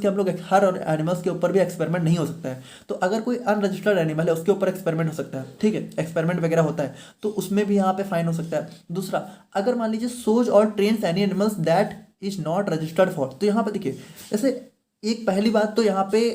हर एनिमल्स के ऊपर एक्सपेरिमेंट होता नहीं है, और हर एनिमल के ऊपर हर तरह का एक्सपेरिमेंट नहीं होता है, दोनों चीज़ें होती हैं। तो मान लो कुछ एनिमल्स होते हैं तो उनके ऊपर हम लोग कुछ स्पेसिफिक एक्सपेरिमेंट ही परफॉर्म कर सकते हैं। अब मान लीजिए एक एनिमल है, ठीक है, और उसके ऊपर मान लीजिए जो एक्सपेरिमेंट नहीं परफॉर्म होने वाला था अगर वो परफॉर्म कर दिया आप लोगों ने, तो वो भी यहाँ पे हमारा जो है फाइन ऑफेंसेज एंड पेनाल्टीज के अंदर में आता है। बाकी देखिए नो पर्सन और ऑफिसर में एंटर द एक्सपेरिमेंट, और एक्सपेरिमेंट की लोकेशन यहाँ पे जो है किसी को नहीं डिस्क्लोज करनी होती है। उसके बाद देखिए conscious any animals to escape examination, और यहाँ पे देखिए मान लीजिए कोई भी हमारा जो है कह सकते हो जो हमारी कमेटी है, ठीक है, अगर वो इंस्पेक्शन के लिए जाती है, एग्जामिनेशन के लिए जाती है, ठीक है, और यहाँ पे जो हमारा एनिमल है, ठीक है, उसको छुपाया जाता है, तो उन सारे केस में भी हमारे यहाँ पे ऑफेंसेज एंड पेनाल्टीज में अंडर में आता है। उसके बाद देखिए despite being registered under this act it won't issue the certificate without a valid reason. तो यहाँ पे देखिए मान लीजिए कोई हमारी कमेटी या फिर कोई भी हमारा एस्टेब्लिशमेंट है वो इस एक्ट के अंदर रजिस्टर्ड है, ठीक है, कोई हमारा ब्रीडर है वो इस एक्ट के अंदर रजिस्टर्ड है, तो उसको एक सर्टिफिकेट इशू होता है, एक हमारा लाइसेंस इशू होता है। तो अगर मान लीजिए ज़रूरत पड़ने पे वो लाइसेंस मांगा जाए और वो लाइसेंस वो यहाँ पे ना दिखा पाए, ठीक है, इशू द सर्टिफिकेट, यानी कि सर्टिफिकेट को ना दिखा पाए, ठीक है, विदाउट अ वैलिड रीजन, और यहाँ पे ना दिखा पाने का कोई वैलिड रीजन भी यहाँ पे नहीं बताया जा रहा है, तो उस केस में भी हमारी ऑफेंसेज हो जाती है, ठीक है, ऑफेंस हो जाता है। और बाकी थे seeks registration under this act despite ineligibility, और मान लीजिए कोई हमारा ऑर्गेनाइजेशन है, कोई हमारा इंडिविजुअल है, वो हमारा इस जो है कह सकते हो इस एक्ट के अंदर रजिस्ट्रेशन के लिए इनएलिजिबल है, लेकिन उसके बावजूद हमारा जो है कह सकते हो एक रजिस्ट्रेशन वो चाहता है या फिर किसी तरीके से लेने की कोशिश करता है चोरी छुपे, तो वो सारी चीज़ें हमारी जो है इसके अंदर ऑफेंस एंड पेनाल्टीज में आ जाती हैं। तो इन सभी चीज़ों में देखिए होता क्या है कि अगर एक गिल्टी पाया जाता है तो उसको यहाँ पे 500 रुपये का फाइन और 3 महीने की जेल देखने को मिल सकती है। तो बहुत महंगा फाइन यहाँ पे लगाया जाता है, आप लोग देख ही रहे हो। तो यही है हमारा इंडिया, बाकी क्या कर सकते हैं, ठीक है। तो ये था हमारे यहाँ पे prevention of cruelty to animal act. और अब हम लोग यहाँ पे फाइनली बात करते हैं अपने लास्ट एक्ट के बारे में, जो कि हमारा यहाँ पे नेशनल फार्मास्यूटिकल प्राइसिंग अथॉरिटी, और यहाँ पे हमारा इसके अंदर जो है हमारा आ जाता है ड्रग प्राइस कंट्रोल ऑर्डर। तो इसको हम लोग यहाँ पे बहुत डिटेल में पढ़ के और इसके बाद हमारा यहाँ पे ये हमारा यूनिट 4 पूरी तरीके से कवर हो जाएगा। तो बात करें हम लोग यहाँ पे नेशनल फार्मास्यूटिकल प्राइसिंग अथॉरिटी के बारे में, तो देखिए यहाँ पे इस एक्ट में आप लोगों को पढ़ना क्या है कि जैसे कुछ मेडिसिन होती हैं जो कि हमारी बहुत एसेंशियल होती हैं, जैसे कि आप एक पैरासीटामॉल को ही ले लीजिए। तो पैरासीटामॉल क्या है कि भाई जनरली मतलब कि किसी को भी कह सकते हो एक बुखार वगैरह होता है, ठीक है, दर्द वगैरह होता है, तो उसमें पैरासीटामॉल जो है किसी को भी एक बहुत अर्जेंटली नीड होती है ना। ऑल्दो यहाँ पे देखा जाए ना तो बहुत ज़्यादा इसका यूज़ करना नहीं चाहिए, बट हम लोग लेते हैं क्योंकि आपको पता है बहुत ज़्यादा आप लोग के घर में बहुत यूज हुई है। तो यहाँ पे देखिए क्या होता है, ये सारी हमारी कुछ होती है एसेंशियल मेडिसिन जो कि हमारे हर इंडिविजुअल्स को कह सकते हो उनकी नीड कभी भी पड़ सकती है, ठीक है। ये हमारी कह सकते हो जो है किसी को भी कोई ऐसी बीमारी हो सकती है जिसमें हमारी ये जो हमारी कुछ मेडिसिन होती हैं जिनकी ज़रूरत हमें बहुत ज़्यादा होती है। आप ऐसे समझिए कि कुछ ऐसी दवाएँ होती हैं जिनकी ज़रूरत हमारे पूरे देश में किसी भी इंडिविजुअल को पड़ सकती है, ठीक है, और बहुत ज़्यादा उनकी ज़रूरत होती है क्योंकि वो डिजीज़ हमारी कह सकते हो बहुत ही कॉमन होती हैं। तो देखिए वो जो हमारी कॉमन डिजीज होती हैं जिनके लिए हमारी कुछ ऐसी ड्रग्स होती हैं जिनकी ज़रूरत हमारे बहुत ज़्यादा बढ़ जाती है, तो उनको हम लोग यहाँ पे पहली बात बोलते हैं एसेंशियल मेडिसिन, ठीक है। और इसके लिए हमारे इंडिया में एक हमारी नेशनल लिस्ट होती है, national list of essential medicine.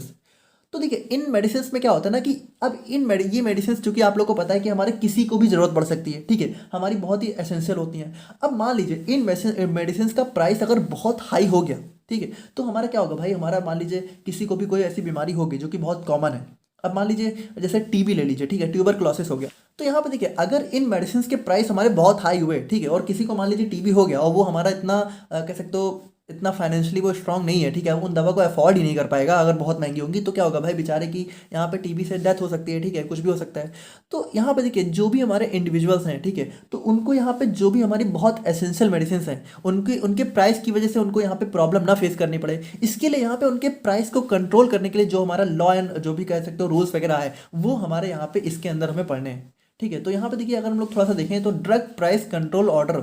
are issued by the government under section 3 by the Essential Commodities Act 1955। देखिए पहली बात तो इसमें एक एक्ट हमारा था एसेंशियल कमोडिटीज एक्ट 1955। देखिए कमोडिटीज का मतलब होता है हमारे जरूरी सामान, तो यहाँ पे देखिए गुड्स वगैरह हो गए। तो यहाँ पे देखिए कुछ हमारा एक्ट था एसेंशियल कमोडिटीज एक्ट, और इस एक्ट के अंदर क्या था, इस एक्ट के अंदर हमारे जो भी जरूरत के सामान थे वो हमारे कह सकते हो जो है सबके लिए अवेलेबल होने चाहिए। ये हमारा एक्ट जो है इस तरह के मतलब इस एक्ट के अंदर हमारे कुछ ऐसे रूल्स थे जो कि हमारा इंश्योर करते थे कि जो हमारी बहुत जरूरी सामान है वो सबके लिए अवेलेबल हो। तो उन्हीं जरूरी सामानों में हमारी कुछ जरूरी ड्रग्स भी आती हैं, है ना। तो इसी के अंडर हमारा एक जो है डीपीसीओ लॉन्च किया गया था। अब देखिए ये जो हमारा डीपीसीओ था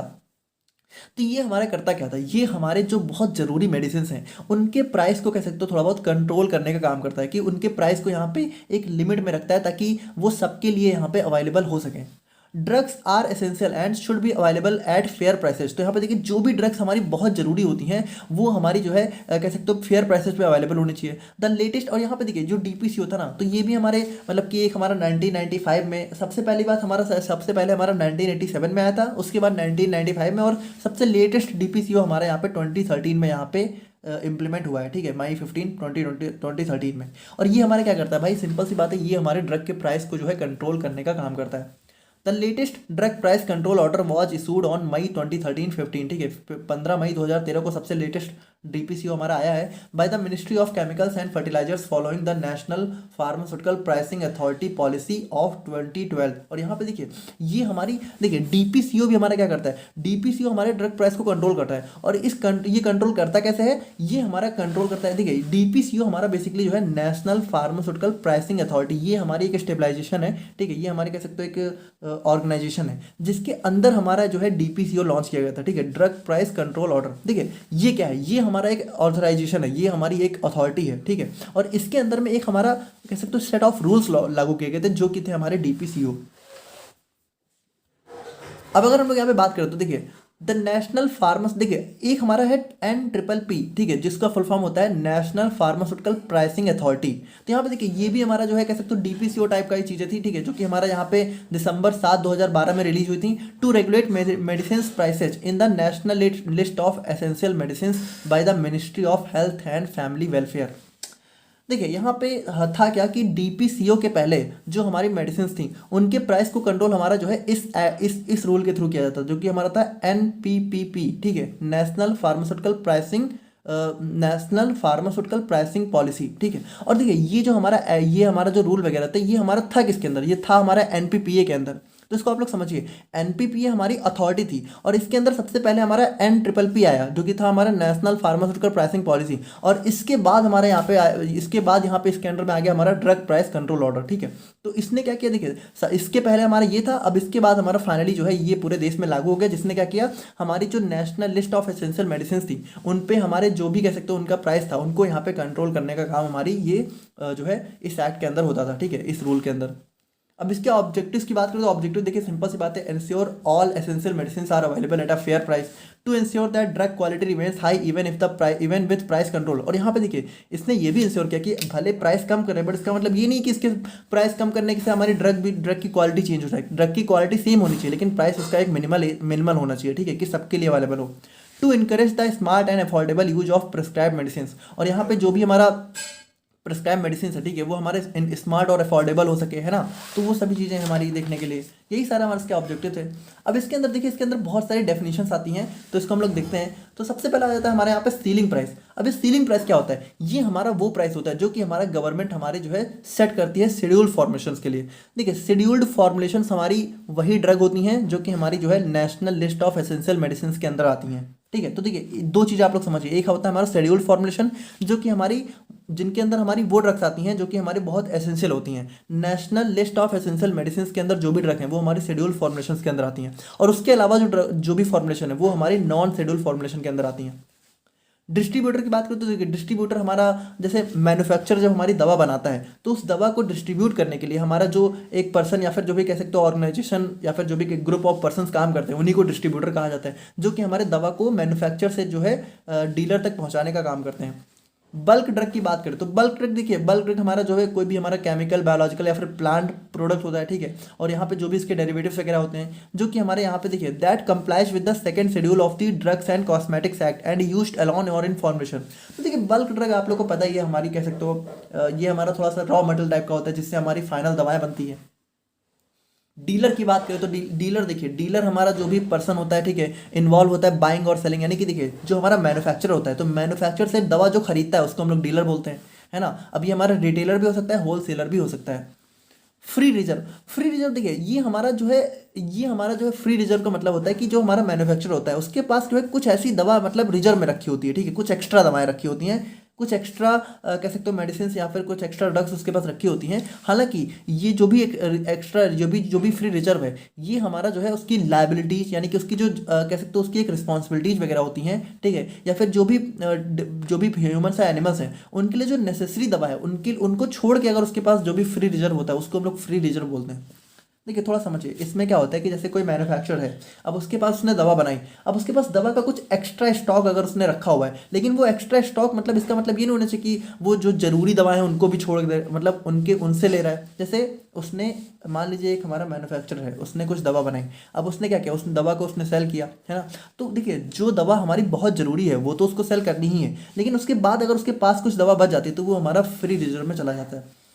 फॉर्मुलेशन की बात करो तो देखिए जब फॉर्मुलेशन मतलब यहाँ पे हमारा जो भी मेडिसिन है जिसके अंदर हमारा एक्टिव इंग्रेडिएंट होता है जो कि हमारा डायग्नोस ट्रीट रिलीव और प्रिवेंट करने के लिए यूज़ की जाती है। ब्रांड की बात करो तो देखिए ब्रांड हमारे कोई भी नेम, टर्म, डिजाइन या फिर सिंबल हो सकता है जो कि हमारा जो है कह सकते हो सेलर्स की ड्रग को, एक सेलर की ड्रग को दूसरे सेलर की ड्रग से अलग करता है। जैसे भाई एक सेलर है उसका ब्रांड अलग होगा, दूसरे का अलग होगा, तो वही चीज़ है। प्राइस लिस्ट की बात करें तो देखिए प्राइस लिस्ट के अंदर हमारे जो है कह सकते हो the price list mention in, ये देखिए ये हमारी जो है कह सकते हो हमारे इसी के अंदर पैराग्राफ्स होते हैं, तो 24 और 25 में हमारी ये मेंशन होती है, और इसके अलावा हमारी जो एडिशनल प्राइस लिस्ट भी होती है इसके साथ, तो ये दोनों मिला के हमारी प्राइस लिस्ट आ जाती है। होलसेलर प्राइस इंडेक्स की बात करें तो यहाँ पे देखिए ये हमारा एक एनुअल मेजर होता है उन गुड्स का जो कि हमारे यहाँ पे पूरे साल में सेल हुए थे, ठीक है। तो मतलब पूरे साल में जो भी गुड्स वगैरह होलसेल प्राइस में सेल होते हैं उनका एक एनुअल मेजर हमारा होता है होलसेल प्राइस इंडेक्स रिलीज, और ये हमारा जो है release periodically by India's department of industrial policy and promotion, ठीक है। तो इसके द्वारा हमारा ये पीरियोडिकली रिलीज किया जाता है। रिटेलर की बात करो, रिटेलर मतलब कि सिंपल सी बात है हमारा वो सेलर होता है जो कि हमारा डायरेक्टली पब्लिक या फिर कस्टमर को हमारा ड्रग वगैरह सेल करता है। होलसेलर की बात करो तो ये हमारे जो है रिटेलर को हमारा ड्रग यहाँ पे सेल करते हैं। अब अगर हम लोग यहाँ पे बात करें अपने cell price of bulk drugs के बारे में, तो यहाँ पे देखिए जो भी हमारा बल्क ड्रग है उनका सेल प्राइस यहाँ पे क्या क्या किस तरीके से हमारी गवर्नमेंट तय करती है या फिर क्या होता है, तो वो सारी चीज़ें अगर हम लोग थोड़ा सा देखें तो देखिए the government can set a maximum price for drugs in first schedule. First schedule मतलब कि हमारी वही हमारी जो national list of essential medicine है वो हमारी फर्स्ट शेड्यूल में आती हैं, तो वो जितनी भी हमारी दवाएं हैं, ठीक है, तो उनके लिए गवर्नमेंट हमारी एक मैक्सिमम प्राइस सेट कर देती है, prohibiting sales above this price including local taxes. और यहाँ पे देखिए जब उसने गवर्नमेंट में हमारा एक मैक्सिमम प्राइस सेल कर दिया तो कोई भी मैन्युफैक्चर या फिर कोई भी इंस्टीट्यूशन हमारा इस मैक्सिमम प्राइस से ज़्यादा प्राइस पे उस ड्रग को नहीं सेल कर सकता है। Manufacture start drug production in the first schedule must complete form 1 with in 15 days. और यहाँ पे देखिए ये जो हमारी एसेंशियल मेडिसिन की जो भी मतलब फर्स्ट शेड्यूल के अंदर हमारी एसेंशियल मेडिसिन आती हैं, तो इन एसेंशियल मेडिसिन की अगर मैन्युफैक्चरिंग करनी है तो जो भी मैन्युफैक्चरर है उसको यहाँ पे फॉर्म 1 कंप्लीट करना होता है, ठीक है, मैन्युफैक्चरिंग स्टार्ट करने के 15 दिन के अंदर। और उसके बाद अगर हम लोग यहाँ पे बात करें तो यहाँ पे देखिए जो हमारा मैन्युफैक्चर होता है, ठीक है, उसको यहाँ पे form must use form 1 to apply to the government to change the maximum sale price of a bulk drug. अब मान लीजिए जो हमारा मैन्युफैक्चरर है तो गवर्नमेंट ने एक सेल प्राइस तय कर दिया मैक्सिमम, लेकिन मैन्युफैक्चर मान लीजिए उसको लग रहा है कि हमारे यहाँ पे मैन्युफैक्चर का घाटा हो सकता है, तो वो यहाँ पे गवर्नमेंट को रिक्वेस्ट कर सकता है कि उसका प्राइस थोड़ा चेंज किया जाए, तो उसके लिए उसको यहाँ पे फॉर्म 1 अप्लाई करना होता है। The government will set a new bulk drug price with in 4 month of receiving all required information. अब जो गवर्नमेंट होती है वो हमारे जो भी रिक्वायर्ड इन्फॉर्मेशन उसको रिसीव करती है, और अगर गवर्नमेंट को सही लगता है तो वो हमारा जो है न्यू बल्क ड्रग प्राइस जो है 4 महीने के अंदर चेंज कर सकती है। A list of scheduled and non scheduled bulk drugs and their cost will be provided within 30 days and by September 30 each year. अब देखिए जितनी भी हमारी शेड्यूल्ड यानी कि जो कि हमारी एसेंशियल मेडिसिन होती हैं और जो भी हमारी नॉन शेड्यूल्ड यानी कि एसेंशियल के अलावा भी जो भी ड्रग्स होती हैं, तो उनका जो भी प्राइस वगैरह होता है वो हमारी गवर्नमेंट जो है सितंबर 30 हर साल सितंबर 30 को जो है हमारी प्रोवाइड कर देती है। बाकी देखिए द गवर्नमेंट कैन सेट और change the price of any non scheduled bulk drug for their public good. यानी कि देखिए गवर्नमेंट वैसे देखिए अभी तक हम लोग जो भी प्राइस कंट्रोल ऑर्डर देख रहे हैं ये हमारा कह सकते हो शेड्यूल ड्रग के लिए होता है, यानी कि जो हमारी एसेंशियल मेडिसिन होती हैं उनके लिए होता है, लेकिन जो हमारी नॉन एसेंशियल मेडिसिन भी हैं उनके प्राइस को भी गवर्नमेंट हमारा चेंज कर सकती है, ठीक है, हमारे पब्लिक गुड के लिए, तो वो चीज़ हमारी चेंज हो सकती है। बाकी देखिए द मैन्युफैक्चरर और importer must sell the drug at the set price within 15 days of receiving the order. तो यहाँ पे देखिए वही चीज़ है कि हमारा जो भी मैन्युफैक्चर उसको सेट प्राइस पे सेल करनी चाहिए। अब यहाँ पे देखिए जो हमारा रिटेल प्राइस होता है ये हमारा किस तरीके से कैलकुलेट किया जाता है, तो इसका हमारा एक प्रॉपर फॉर्मूला होता है, तो इसको आप लोग देख लेना, जहाँ पे हमारा फुल फॉर्म वगैरह भी देख लेना। आरपी का मतलब रिटेल प्राइस होता है, एमसी मटेरियल कॉस्ट। तो यहाँ पे देखिए भाई जो भी मटेरियल कॉस्ट होती है, ठीक है, कन्वर्जन कॉस्ट होती है, एक्साइज ड्यूटी टैक्स उसको देना पड़ता है, वो सभी जोड़ने के बाद ही तो हमारा जो है कह सकते हो उस रिटेल प्राइस हम लोग जोड़ेंगे। अब ऐसा तो है नहीं कि मैन्युफैक्चर कोई घाटा लग जाए, है ना, तो वो सारी चीज़ें हमें देखनी पड़ती है, तो इस तरीके से हम लोग प्राइस को कंट्रोल करते हैं। बाकी देखिए अगर हम लोग यहाँ पे रिटेल प्राइस और सीलिंग प्राइस की बात करें तो यहाँ पे देखिए रिटेल प्राइस, अब देखिए retail price of schedule formulations की बात करें तो यहाँ पे देखिए अभी हम लोगों ने देखा सीलिंग प्राइस है ना, तो सीलिंग प्राइस मतलब हमारा एक मैक्सिमम प्राइस होता है, ठीक है। अब अगर हम लोग यहाँ पे रिटेल प्राइसिंग की बात करें तो यहाँ पे देखिए द गवर्नमेंट सेट्स और updates the bulk drug price which manufacturer use in their formulation. तो यहाँ पे देखिए गवर्नमेंट हमारे जो भी बल्क ड्रग प्राइस है उसको यहाँ पे सेट करती है। He must submit form 3 to the government within 30 days to request a review of the price for all formulation. और यहाँ पे भी वही चीज़ है कि अगर मान लीजिए मैन्युफैक्चर को कुछ भी थोड़ा सा चेंजेस वगैरह कराना है तो उसको यहाँ पे फॉर्म 3 सबमिट करना होता है गवर्नमेंट को 30 दिन के अंदर, ठीक है, 30 दिन के अंदर उसको फॉर्म को सबमिट करना होता है। अगर गवर्नमेंट ने कोई प्राइस रख दिया है उसको चेंज करना है तो फॉर्म 3 जो है 30 दिन के अंदर सबमिट करना होगा। द गवर्नमेंट विल सेट और adjust the price upon receiving a status with satisfaction of application. अब अगर गवर्नमेंट को जो भी एप्लीकेशन मिलती है अगर उससे सेटिस्फाई होती है तो हमारा गवर्नमेंट जो है प्राइस को चेंज कर सकती है। A manufacturer must submit Form 3 or 4 to the government to change the formulation's retail price। और मान लीजिए अगर फॉर्मुलेशन का रिटेल प्राइस अगर चेंज करना है तो उसके लिए भी यहाँ पे फॉर्म 3 या 4 को हमारा सबमिट करना होता है मैन्युफैक्चरर को। The government should review the application and within 2 months set a new price और reject if the records are unsatisfactory. और यहाँ पे भी सेम चीज़ है कि अगर जो भी हमारा गवर्नमेंट है वो हमारा जो है फॉर्म को रिसीव करेगी और 2 महीने के अंदर प्राइस को चेंज कर देगी। अगर वो सेटिस्फाई होती है, नहीं होती तो हमारा नहीं चेंज करेगी। Bulk drug prices should remain at their previous level until the government set a fixed price. अब यहाँ पे देखिए, जैसे मान लीजिए जो national list of essential medicine हैं, अब उसके अंदर कोई बल्क ड्रग आती है, तो मान लीजिए कोई नई ड्रग हमारी जो है गवर्नमेंट को इंक्लूड करनी है, तो उसका प्राइस सेट करने में थोड़ा टाइम लगता है गवर्नमेंट को। तो जब तक उसका प्राइस नहीं सेट हो रहा, तो वो जो पहले प्राइस पे सेल हो रही थी उसी प्राइस पे यहाँ पे सेल होगी, ठीक है, जब तक गवर्नमेंट उसका एक नया प्राइस नहीं रख देती है। The drug maker should not charge more than the pre order price. और देखिए, जो भी ड्रग मेकर होता है वो प्री ऑर्डर प्राइस से ज़्यादा चार्ज नहीं करना चाहिए। और बाकी नो मैन्युफैक्चरर और importer can sell a new schedule product without prior government price approval. और बिना गवर्नमेंट के प्राइस अप्रूवल के कोई भी मैन्युफैक्चरर इंपोर्टर हमारी से न्यू शेड्यूल प्रोडक्ट, यानी कि मान लीजिए शेड्यूल ड्रग में हमारी कोई नई दवा ऐड हुई है तो उसको यहाँ पे बिना गवर्नमेंट की परमिशन के यहाँ पे सेल नहीं कर सकता है, ठीक है। तो यही सारी चीज़ें हमारी यहाँ पे होती हैं। बाकी अगर हम लोग यहाँ पे बात करें तो देखिए, अब यहाँ पे जो आप लोग को पढ़ना है वो हमारी कुछ national list of essential medicine के बारे में है। तो ये देखिए, इसमें कुछ खास नहीं है। अब इसमें जितनी भी हमारी national list of essential medicine है हमारे इंडिया में, ठीक है, वो हमारी यहाँ पे इसके अंदर इंक्लूड है। तो इसको आप लोग को पढ़ना ही है, इसमें कुछ खास समझाने लायक है नहीं। तो ये चीज़ें आप लोग नोट्स में ही देख के पढ़ लेना। जैसे हमारा जनरल एनेस्थेटिक एंड ऑक्सीजन की बात करो तो इसके अंदर ईथर हो गया, हेलोइथेन हो गया, ये सारी हमारी जो भी ड्रग्स इसके अंदर मेंशन है, ठीक है। ये ब्लू कलर से जितनी भी आप लोग को ड्रग दिख रही है, यही सारी हमारी होती है national list of essential medicine, जो कि आप लोग को यहाँ पे नोट्स में देखने को मिल जाएगी। तो वहीं से आप लोग यहाँ पे इसको जो है पढ़ लेना, ठीक है। और यहाँ पे इस तरीके से देखिए, हमारी बहुत सारी ड्रग्स हैं इसके अंदर। तो इस तरीके से हमारे यहाँ पे जो है बहुत सारी हमारी ड्रग्स हैं। और इसी के साथ हमारे यहाँ पे जो है यूनिट 4 यहाँ पे कंप्लीट होता है। तो मिलते हैं हम लोग यहाँ पे नेक्स्ट वीडियो में। तब तक के लिए थैंक यू सो मच।